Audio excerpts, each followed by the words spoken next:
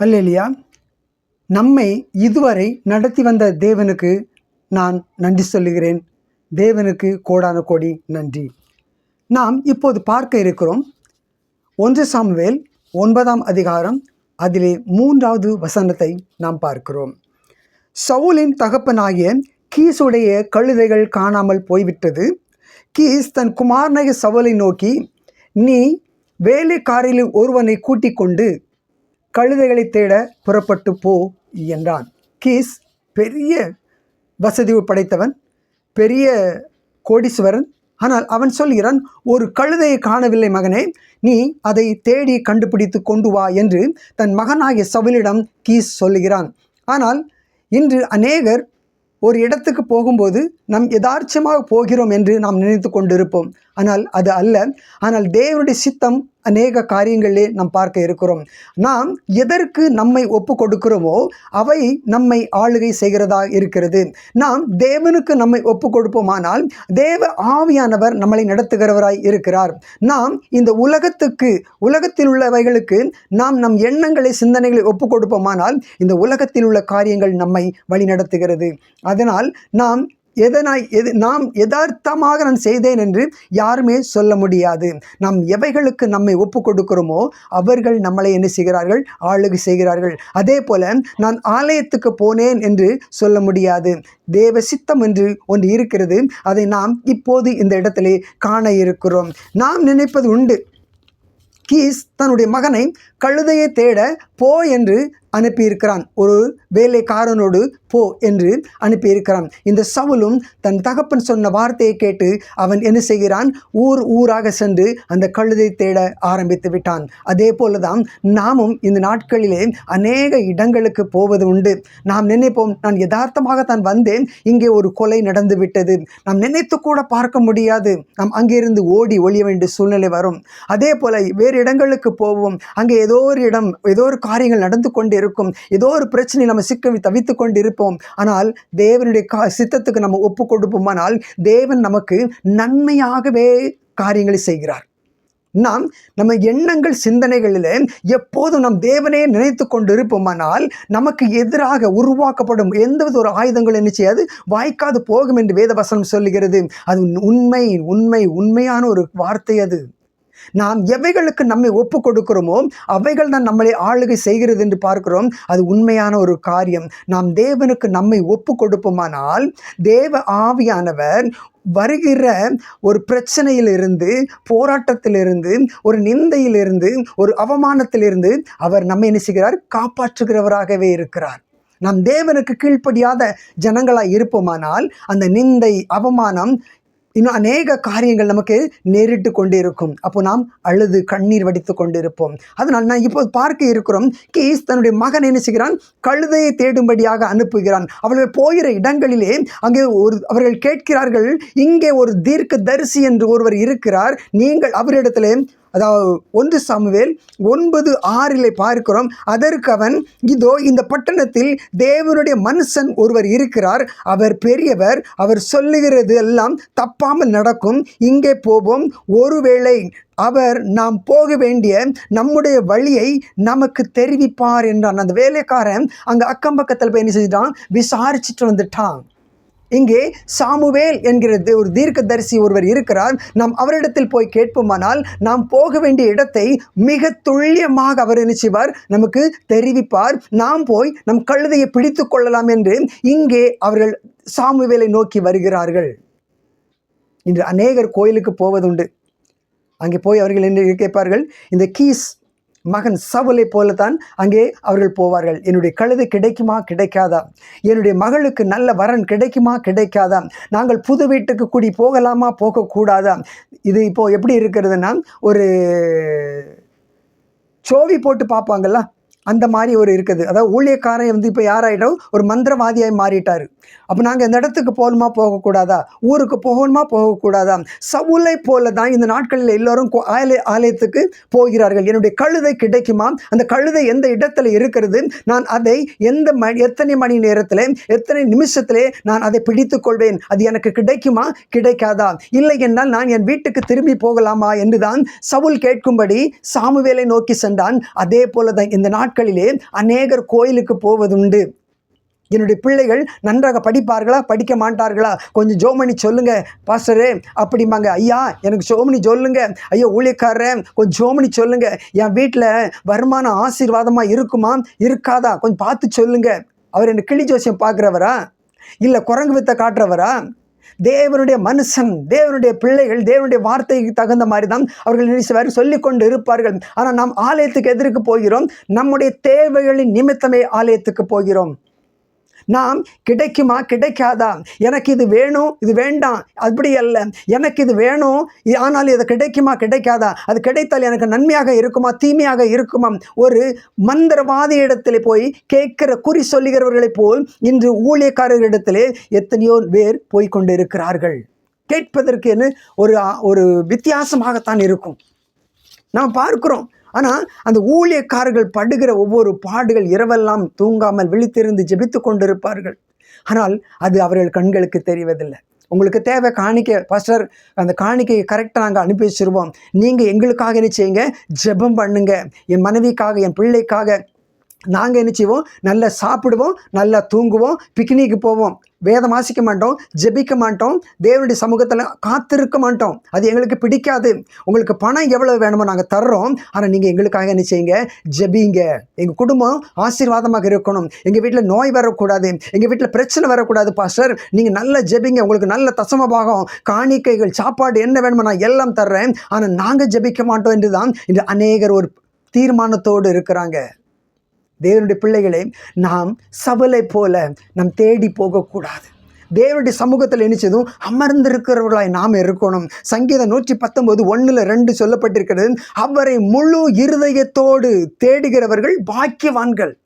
இயேசுவன் தன்னுடைய முழு இருதயத்தோடு தேவைக்காக போய் அந்த ஆலயத்திலே அமர்ந்திருந்து சோத்திரம் அல்லேலியா என்று சொல்லுகிறவர்கள் பாக்கியவான்கள் அல்ல. தன்னுடைய முழு இருதயத்தோடு அவர்கள் தேடுகிறவர்கள் தான் பாக்கியவான்கள். நன்மை கிடைத்தாலும் சரி, நன்மை கிடைக்காம போனாலும் சரி, எப்போதும் தேவனிடத்தில் அன்பு செலுத்துகிறவர்களாக இருக்கிறவர்கள் தான் என்னது பாக்கியவான்கள்.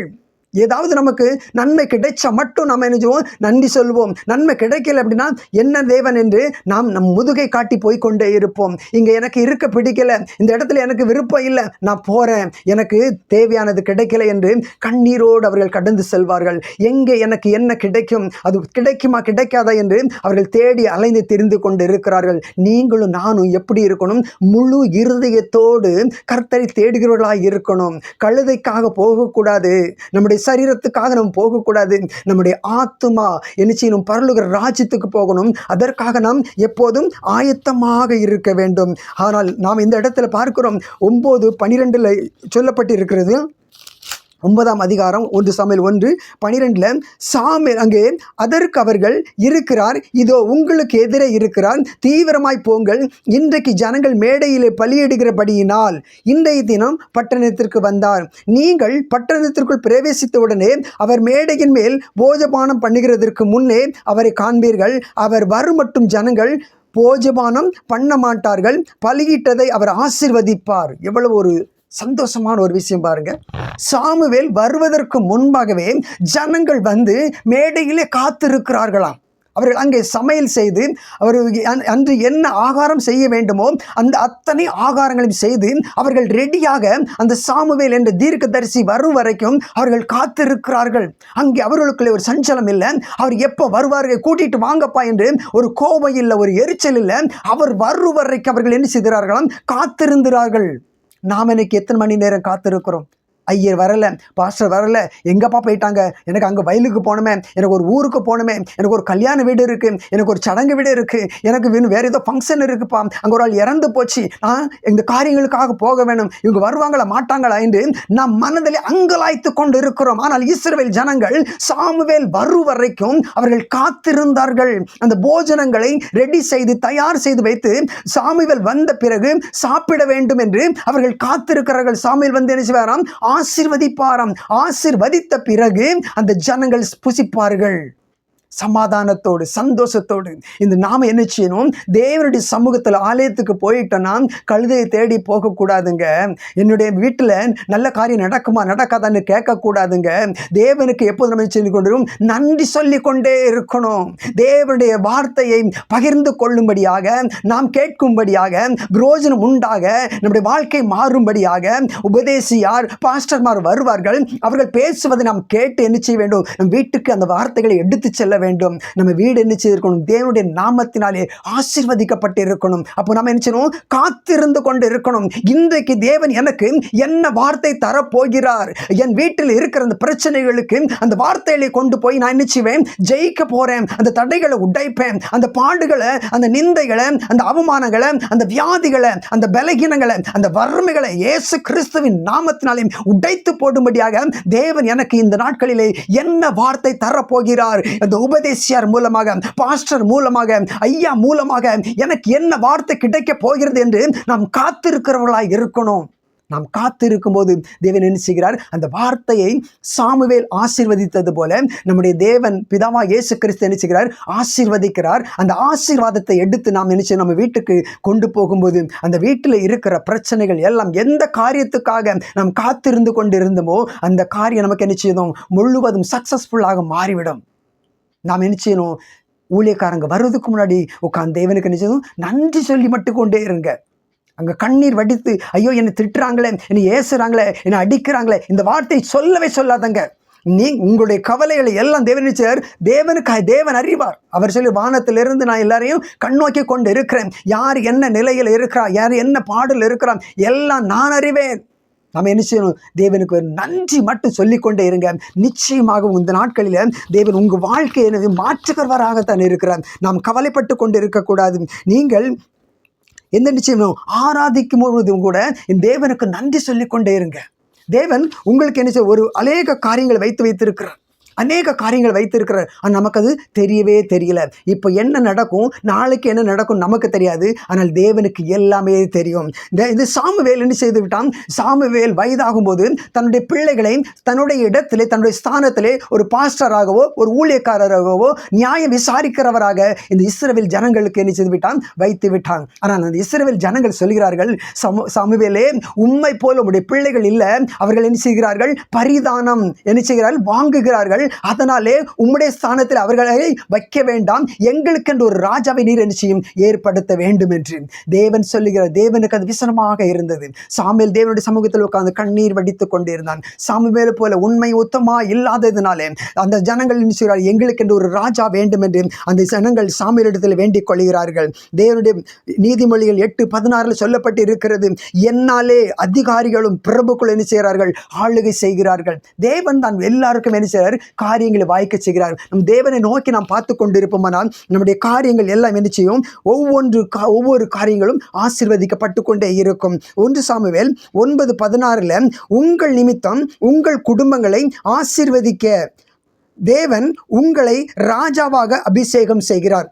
1 சாமுவேல் 9:16 சொல்லப்பட்டிருக்கிறது, உங்கள் நிமித்தம் உங்கள் குடும்பங்களை சந்திக்க தேவன் உங்களை ராஜாவாக, வீட்டையும் நாட்டையும் தன் எல்லையும் பாதுகாக்க போராடும்படியாக உங்களை என்ன ராஜாவாக அபிஷேகம் செய்கிறார். நீங்க சொல்லி எங்களுக்கென்று ஒரு ராஜாவை ஏற்படுத்தும் அப்படின்னு சாமுவேலிடத்தில் ஜனங்கள் சொல்றாங்க.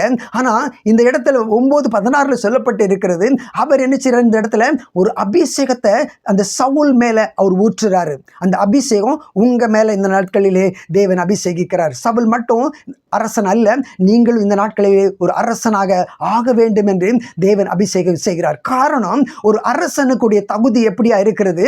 அவன் இரவு முழுதும் கண் விழிக்கிறவனாகவே இருப்பான்.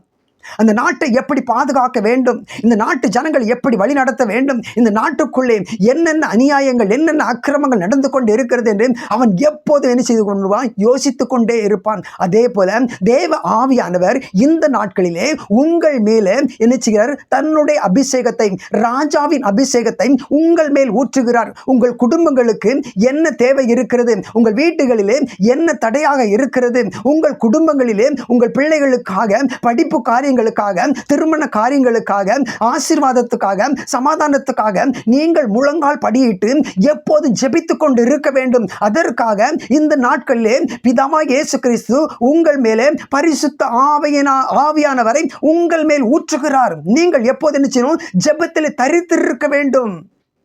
தடைகளை, கட்டுகளை உடைக்கும்படியாக நீங்கள் அபிஷேகம் பெற்றுவிட்டீர்கள். தேவனுடைய சமூகத்தில் வந்து காத்திருந்த நீங்க இப்போது உங்களுக்கு என்ன செய்யப்பட்டிருக்கிறது? தேவனுடைய அபிஷேகம் சவுலின் மேல் ஊற்றப்பட்டது போல, ராஜாவின் அபிஷேகம் சவுலின் சிரசின் மேல் ஊற்றப்பட்டது போல, இந்த நாட்களிலே அதே அபிஷேகம் உங்கள் மேல ஊற்றப்பட்டு இருக்கிறது. உங்கள் குடும்பங்களிலே நீங்கள் என்ன செய்து கொண்டிருக்க வேண்டும்? முழங்கால் படியிட்டு கண் விழித்து ஜெபித்துக் கொண்டிருக்கிற ஒரு வீரனாய் நீங்கள் மாற வேண்டும். ராஜா தன் நாட்டை காக்க போராடுகிறவனாய் இருக்கிறான். என்னுடைய எதிரிகள் எப்போது எந்த பக்கத்திலிருந்து வருவார்கள் அவர்களை கண் நோக்கி கொண்டு இருப்பான். அவன் ஆட்களை வைத்திருப்பான். நீங்கள் பார்த்து கொண்டிருங்கள், எனக்கு என்ன செய்ய வேண்டும்? பதில் வேண்டும் என்று அவன் எப்போதுமே தன்னுடைய வேலைக்காரர்களையும் தன்னுடைய சிப்பாய்களையும் எப்போதும் துரிதப்படுத்தி கொண்டே இருப்பான். அதே போல நீங்களும் நானும் இன்னைக்கு என்ன செய்ய வேண்டும்? நம்முடைய ஆத்துமாவை எப்போது என்ன செய்து கொண்டிருக்கிறோம்? விளக்கு எரிகிற அதில் விளக்கில் எண்ணெய் ஊற்றும் போது அது எரிந்து கொண்டே இருக்கும். அதே போல நம்ம குடும்பங்களுக்காக, நம்முடைய சந்ததிகளுக்காக, நம்ம கிராமங்களுக்காக, நம் மாநிலங்களுக்காக நம்ம என்ன செய்யணும்? நம் தேசங்களுக்காக என்ன செய்யணும்? ஜெபிக்கிறவர்களாய் நாம் மாற வேண்டும். நம் தேசம் தேவனுடைய ராஜ்யத்தில் எல்லாருமே போய் சேர வேண்டும். ஒருவரும் கெட்டு போகக்கூடாது. அதற்காக நீங்கள் நான் என்ன செய்கிறோம்? ராஜாவின் அபிஷேகத்தை பெற்றிருக்கிறோம். நீங்களும் நானும் ராஜாவின் அபிஷேகத்தை பெற்றிருக்கிற நாம் தூங்கி கொண்டு இருக்கக்கூடாது. எப்போது முளைத்திருக்கணும், எப்போது கண் விழித்துக் கொண்டு இருக்கணும். போராடுகிற போராட்டங்கள் எந்த நேரத்தில் எங்கிருந்து வருது நமக்கு தெரியாது. என்ன காரணத்தினால நம்முடைய போராட்டங்கள் வருகிறது? அதில் எத்தனை பேர் சிறைப்பிடிக்கப்பட்டு போவார்கள், எத்தனை பேர் அடிமையாக போகிறார்கள், எத்தனை பேர் பாவத்தில் மரிக்க போகிறார்கள், நமக்கு எதுவுமே தெரியாது. நாம் காத்திருந்து ஜெபிக்கிறவர்களாக இருக்க வேண்டும். காரணம், உங்கள் மேல, ஒவ்வொருவர் மேல இந்த நேரத்தில் தேவ ஆவியானவர் ராஜாவின் அபிஷேகத்தை ஊற்றி இருக்கிறார். அதனால் நீங்க தூங்கணும். எப்போது நான் நினைச்சு இருக்கக்கூடாது? தூங்கிக் கொண்டு இருக்கணும், சாப்பிட்டு கொண்டு இருக்கணும். வீணான காரியங்களை நான் பேசிக்கொண்டு இருக்க வேண்டும், வீணான காரியங்களை நான் யோசித்துக் கொண்டு இருக்க வேண்டும் என்று நாம் நினைக்கவே கூடாது. காரணம், ராஜாவின் அபிஷேகம் தேசத்தை காக்கிறதற்கான ஒரு அபிஷேகம். இந்த ராஜாவின் அபிஷேகம் இந்த நாட்களில் நம்முடைய வீடுகளை காக்கக்கூடிய அபிஷேகமாக இருக்கிறது. நம்முடைய கிராமங்களை காக்கக்கூடியதாக இருக்கிறது. நம் மாநிலங்களை காக்கக்கூடியதாக இருக்கிறது. நம்முடைய தேசங்களை காக்கக்கூடியதாக இருக்கிறது. அதனால் நாம் கண் விழித்து ஜெபிக்கிறவர்களாய் நாம் ஒவ்வொருவரும் மாற வேண்டும். சாமுவேல் சொல்லுகிறான், நீ உனக்கு முன்னே உன்னுடைய வேலைக்காரனை அனுப்பு, நான் உன்னிடம் சில காரியங்களை பேச வேண்டும் என்று சொல்லுகிறான். சாமுவேல் சொன்னதும் அவன் தன்னுடைய வேலைக்காரனை அனுப்பி விடுகிறான். அதே போல நீங்களும் நானும் இந்த வார்த்தைகளை கேட்டுக்கொண்டு இருக்கும்போது நமக்குள் இருக்கிற பாவங்கள், நமக்குள் இருக்கிற அக்கிரமங்கள், தேவனுக்கு பிரியமில்லாத காரியங்கள் எவைகளோ அவைகளை இந்த நாட்களிலே நம் உள்ளத்தில் இருந்து எடுத்து நாம் தூரை போட்டு விட வேண்டும். காரணம், தேவ ஆவியானவர் இந்த நாட்களிலே ராஜாவாக அபிஷேகம் செய்திருக்கிறார். இனி நம்மளை என்ன செய்கிறார்? அவர் வழி நடத்த போகிறார். அதற்காக நம்ம அவருடைய சமூகத்தில் என்ன செய்யணும்? காத்திருக்கிறவர்களாய் இருக்க வேண்டும். இன்று கர்த்தருடைய 1 சாமுவேல் 10:6 சொல்லப்பட்டிருக்கிறது, கர்த்தருடைய ஆவி உன்மேல் இறங்குவார், தீர்க்க தரிசனம் சொல்லி நீ கர்த்தரின் தோட்டத்தில் நடப்பட்ட கனி தரும் மரம் போல் நீ இருப்பாய் என்று சொல்லுகிறார்.